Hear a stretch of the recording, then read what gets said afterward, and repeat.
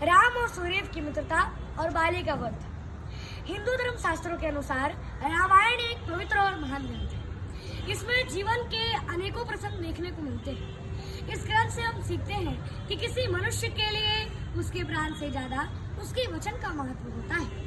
जैसे कि राजा दशरथ जी ने अपने प्राण गंवाकर अपने वचन को निभाया। प्राण जाए पर वचन न जाए। रामायण में विवाह के बंधन को अटूट बताया गया है। पति पत्नी की कर्तव्यों को गहराई से समझाया गया है।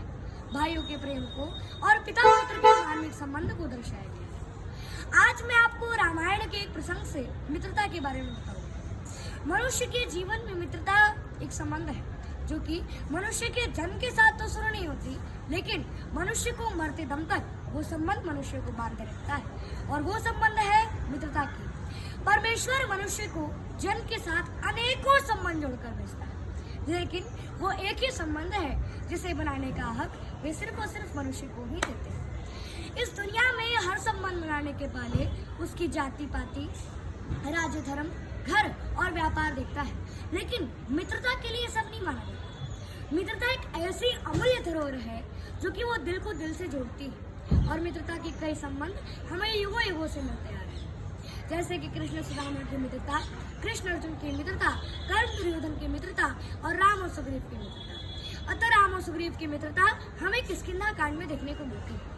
श्री सीता जी को ढूंढते हुए प्रभु श्री राम जी को हनुमान जी से भेंट होती। सुग्रीव ने प्रभु राम को अपने बड़े भाई बाली की शक्ति का अंदाजा बताते हुए कहा कि मेरे बड़े भाई बाली ने मेरी भार्या को बलपूर्वक बंदी बनाकर रखा है तथा मुझे मारपीट कर किष्किंधा से भगा दिया है, इसलिए मैं यहाँ ऋषभ पर्वत पर छिपकर रहता हूँ। तब हनुमान जी ने राम और सुग्रीव की मित्रता करवाई।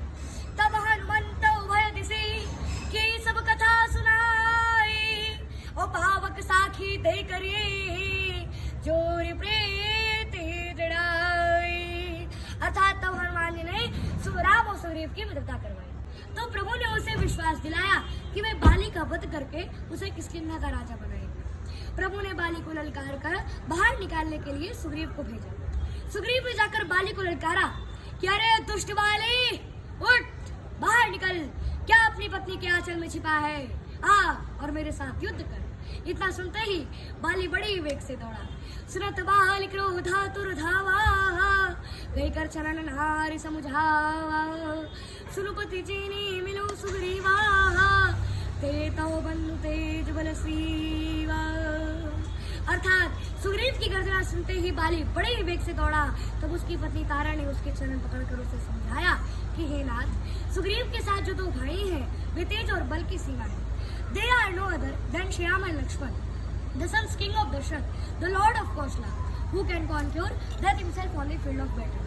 मतलब वे कौशलाधीश राजा दशरथ जी के पुत्र राम और लक्ष्मण हैं, जो कि संग्राम में काल को भी जीत सकते हैं। बाली ने सुग्रीव को खूब मारा।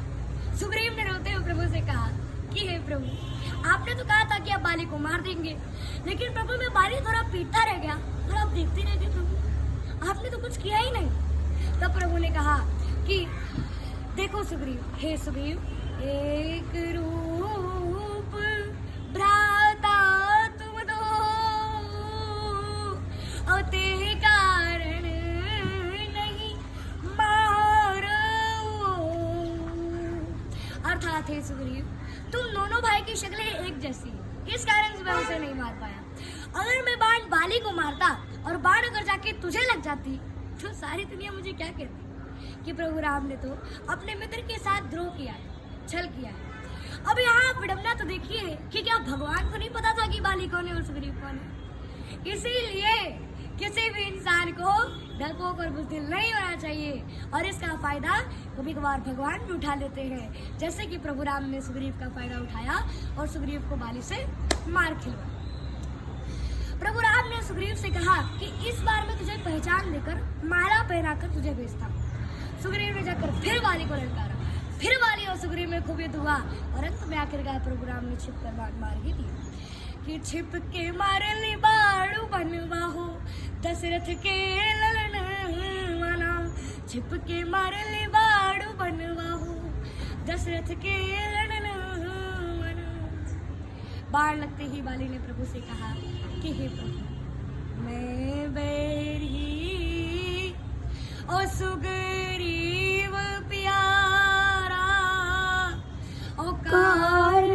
कवन नाथ मोहि मारा। अर्थात हे प्रभु, क्या मैं आपका बैरी और सुग्रीव आपका प्यारा था?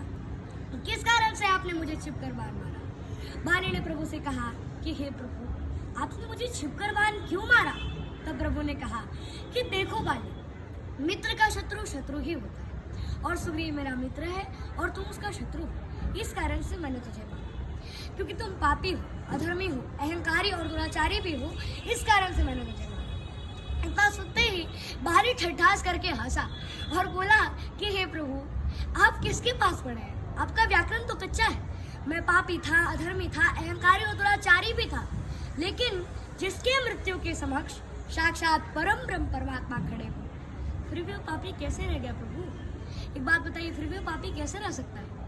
तब प्रभु ने कहा कि अरे मूढ़ अतिशय विमाना, नारी सिखाए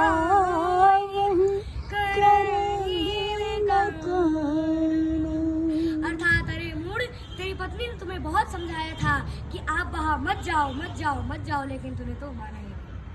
तो बाली ने प्रभु से पूछा कि हे प्रभु, आप वो सब बात छोड़िए, एक बात आप और बताइए कि आपने इस डरपोक और बुज़दिल सुग्रीव से किस कारण से मित्रता की कि वह आपकी सहायता करेगा प्रभु? हाँ, केवल एक बार आप मुझे कहते प्रभु कि मेरी भार्या सीता को रावण उठाकर ले गया है, तो मैं एक चुटकी में रावण को ला करके आपके चरणों में रख देता, क्योंकि सारी दुनिया जानती है कि बाली ने रावण को 6 महीने तक अपने काख में दबा कर रखा है। ये सब सुनकर प्रभु राम लज्जित हो गए और बाली को पुनः जीवन दान देने की बात करने लगे। तब बाली ने प्रभु से कहा कि नहीं प्रभु नहीं, अब मुझे पुनर्जीवन दान नहीं चाहिए, क्योंकि जन्म जन्म के यतन कराही, अंतकाल प्रभु आवत नहीं। अर्थात जन्मों जन्मांतर से ऋषि मुनि महात्मा सब यत्न करते रहते हैं, तपस्या करते रहते हैं कि मुझे एक झलक प्रभु के दर्शन प्राप्त हो, पर उन्हें प्राप्त नहीं हो पाता। और ममलोचन को चर सोया प्रभु असवन ही बना। अर्थात हे प्रभु, वह साक्षात भगवान श्री राम मेरे स्वयं नेत्रों के सामने खड़े हैं। हे प्रभु, क्या ऐसा संजोग फिर कभी बन पड़ेगा? अब नाथ कर करुणा विलोके, देहु जो वर मांगो, जिन्होंने जन्मों कर्म वशित अनुराग पद अनुराग। अर्थात हे प्रभु, अब मुझ पर कृपा की दृष्टि कीजिए और मैं जो आपसे वर मांगता हूँ उसे पूर्ण कीजिए। मैं कर्मवश जिस योनि में जन्म लूं, वही मैं आपके चरणों का अनुरागी बनूं। राम चरण दृढ़ प्रीति करी, बालिकिन तनु त्याग, सुमन माल जिम कंठ ते, गिरत न जाने नाग। अर्थात प्रभु श्री राम जी के चरणों में दृढ़ प्रीति करके बाली ने अपने शरीर को, अपने विशाल शरीर को वैसे ही त्याग दिया जैसे कि कोई हाथी अपने गले से माला न गिराना जानता हो। जय जय श्री राम।